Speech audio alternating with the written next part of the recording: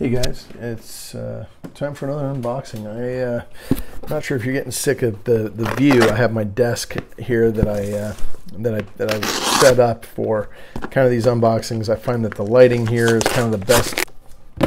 It's a good place for me to put this stuff and have a chance to, kind of get into it, give you guys the best view. But work on some different angles, try to mix it up a little bit.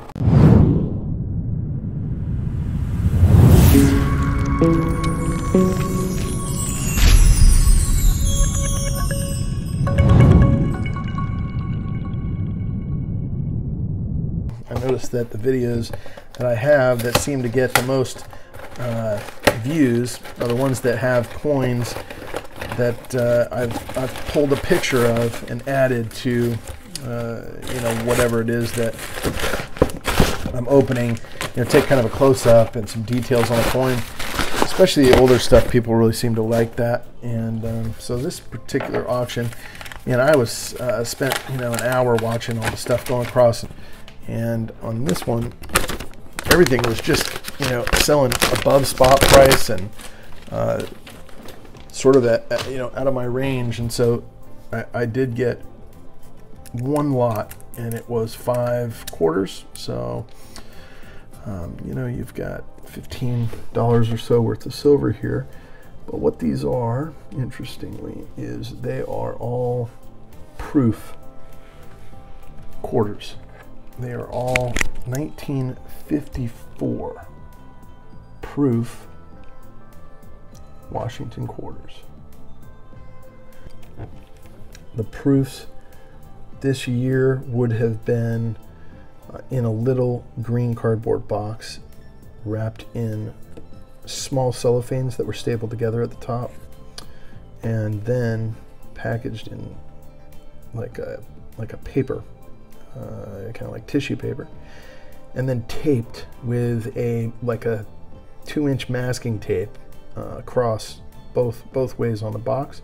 Boxes had thumb tabs. I actually have a couple of them I should post up, show you guys a video on that. If you'd like to see that, maybe give me a comment, tell me if that's some of this old mid-century US stuff is of interest to you guys the way it is to me. Anyway, this one has some pretty cool looking toning on it. That was one box of items that I was able to get, and it was the only thing in that box, interestingly enough. So pretty cool little addition to the stack. Certainly collectible items here, but at the same time, I usually go for a little bigger score than that, and it's just what happens sometimes. Next up, we've got a box out of Tennessee, and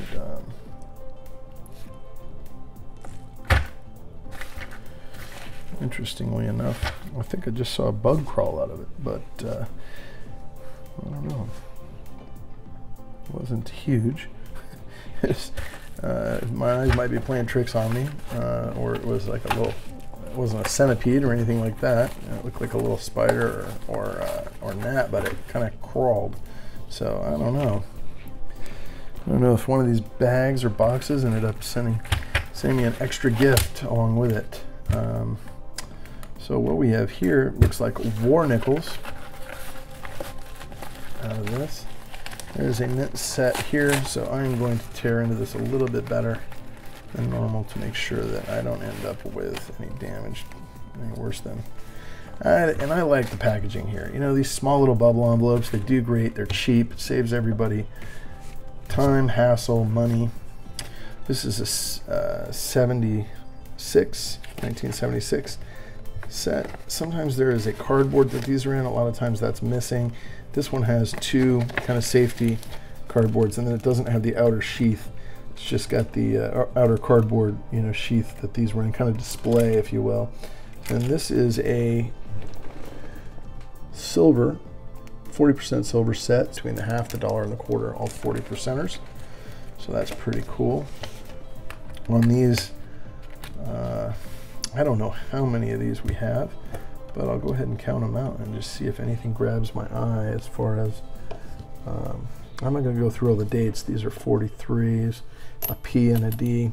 and you can see the big mint marks. The silver is pretty easy to recognize when it comes to nickels, because the only ones that are silver are the war nickels from halfway through 42 through 45, and they have a mint mark above that's big like that. Otherwise, it would be off there to the right of the column on the right side. And so what you've got is you've got what's called war nickel. They needed the other metals that were going into these nickels for the war efforts in World War II. And so what they did is they began to utilize a mixture, and they used a lot of, and they added 35% silver. So these are 35% silver. This looks like a lamination error, unless it got run over by a train or something. Not really a train, but it looks like that's a delam error for sure. I mean, it's pretty worn, so it's kind of tough to tell if that didn't happen after the mint, but that is what I would guess to be a delamination error, where you start to see the outer layer sort of tearing away and exposing what's underneath at some level. And that is a very common look where you've got that. There's like a weakness in the way it's put together or struck. And this has a P at the top. It's a bit lighter than the others. Anyway, I believe that's an error coin. And that's typically what I do, is kind of look through these. There's a couple S's, a couple S mint marks, a couple D's, a couple P's. Yeah, and you know, there are some oddities. There are some rare coins these years where there was a different type of strike on the mint mark or something to that effect. And you know, you get these delamination errors, you get clipped planchets, you get all different kinds of things that occur, make these more valuable than just the silver content.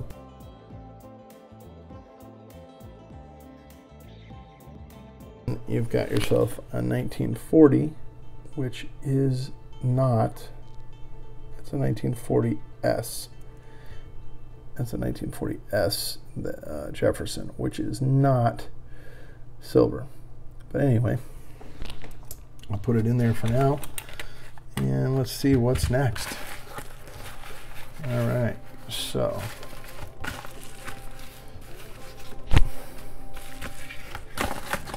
next is a 66, so that's a silver dollar. It says Choice BU. It's got some bag dings on it.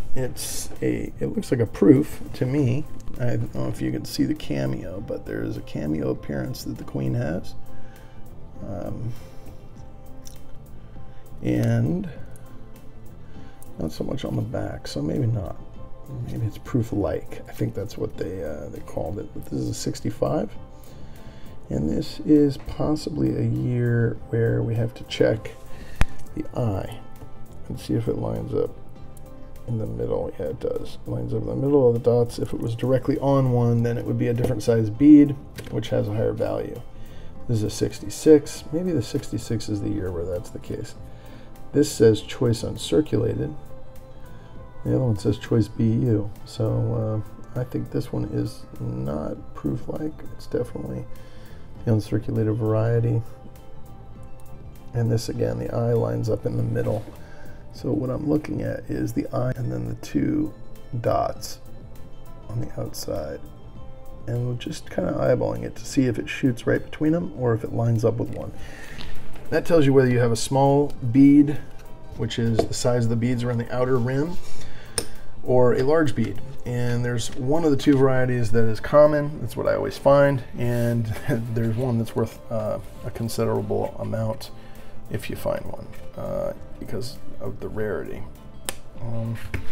So this is interesting. This is a craft type of envelope, but there's no mark on the outside here at the lower end. So this is not from the government, not original government packaging or OGP. But it says 59 mint on the outside. So I took a stab at a bid on this and ended up getting it. And sure enough, you've got yourself a 1959 mint set. And this is the Denver mint set with the D on the back of the half.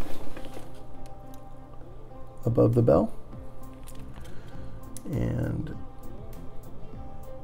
the rest of the coins. And the Denver Mint token. And then the Philadelphia Mint with Ben Franklin from 59 and all of his pals. All of Franklin's pals right there in that envelope with him. So, pretty cool pickup here, guys. We've got the 54 proof quarters. We've got the 76 silver 40% set. You've got the 2 Canadians, and you've got a 59 mint set plus 42 of the war nickels and a 1940s Jefferson nickel. So, you know, that I didn't expect to have in there. So, pretty cool little pickup. And so, if you guys like this, or you know, have any comments or any thoughts on, you know, what I'm stacking here, it's a lot of government package stuff. That way, when I buy it, I know what I'm getting. You see my video on the pandas, you know why. I try to veer away from that stuff that's loose. What I found is that it's very rare to find somebody that's counterfeiting all the coins that go into these packages, the mint token, the packaging itself, and so it's very readily identifiable, and it's also something that you can find if you search a little bit for close to the melt value of the silver in these sets, and you get a little bit extra. Sometimes you pay a little bit more, but you also have collectible value in the other coins that are not silver. You know, these sets have 3 silver coins, just like this one, but instead of the dollar, it's the dime. So it's got the dime, the quarter, and the half. So you're basically getting these 2 for free if you're buying it at melt value, and if you're paying a little premium, so be it. You know, they're in right out of the mint condition, right? Brilliant uncirculated condition, and you know that because of the way they're packaged. So I would say that there's value there, and that's what I'm always hunting for. So until next time, guys, comment, like, subscribe, and appreciate you, and I'll catch you on the next unbox.